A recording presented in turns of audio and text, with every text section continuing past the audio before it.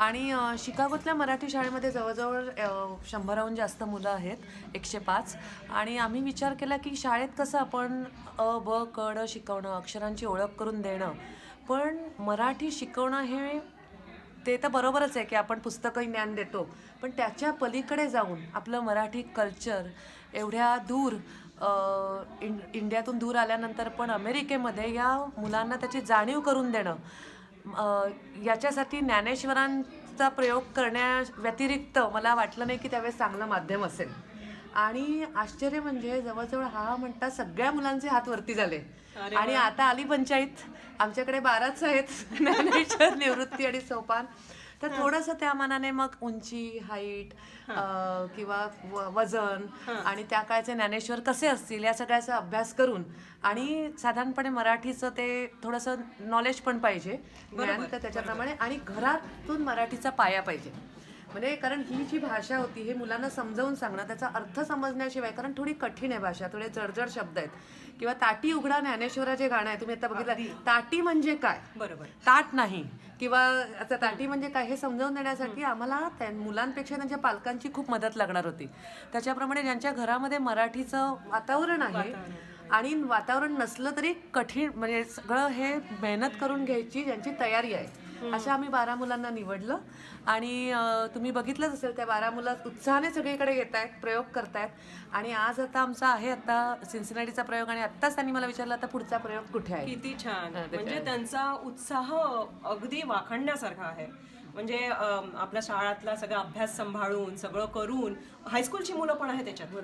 आणि प्रत्येक वेळेला म्हणजे मी सांगते की ACT क्लास असेल तरी आईनं सांगितलेलं आहे त्यांनी की हा ACT क्लास आपला जरा ॲडजस्ट करा, मला माऊलीसाठी जायचं आहे. माझ्या मुलीचे आता NIUचे 3 शनिवार त्यांनी बुडवलेले आहेत की माऊलीला जायचं आहे. कारण एक तर बॉन्डिंग तयार झालं, त्यांना त्यांचे मित्रमैत्रिणी मिळाले, मराठी भाषेबद्दल त्यांना जास्त आवड निर्माण झाली. कारण शाळेमध्ये काय होतं, पालकांच्या हौसेसाठी पण मुलं येतात, पण ही जी म्हणतात तसं आवड, या सगळ्या प्रकारच्या म्हणजे प्रोग्राम्स केले तर मी तर एनकरेज करेन की सगळ्यांनी अशा प्रकारचे प्रोग्राम्स करून मुलांना म्हणजे मुलांना त्याच्यात घ्यावं.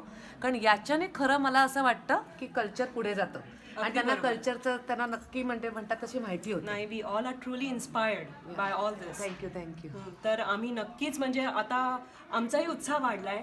आणि माझ्या मागच्या बायका नाटक बघताना म्हणत होत्या आपणही असं काहीतरी करायला पाहिजे. तर त्याच्यामुळे तुम्ही हे आज इथे आलात आणि हे नाटक सादर केलं, त्याच्याबद्दल फार फार आभार. नाही, आणि तुम्ही असं नाटक बसवलं तर तुम्ही नक्की शिकागोला या, मी तुम्हाला आमंत्रण देते. बरं विद्या, आणखीन एक प्रश्न.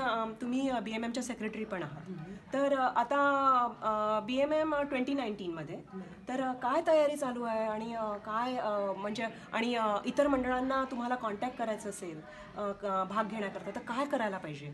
अगदी छान विचारलं तुम्ही, आणि अगदी म्हणजे म्हणतात तसं आता दिस इज अ राईट टाईम. आणि BMM डॅलासची पण तयारी BMM ग्रँड रॅपिड्सपेक्षाही जास्त जोरात किंवा तेवढीच चालू आहे.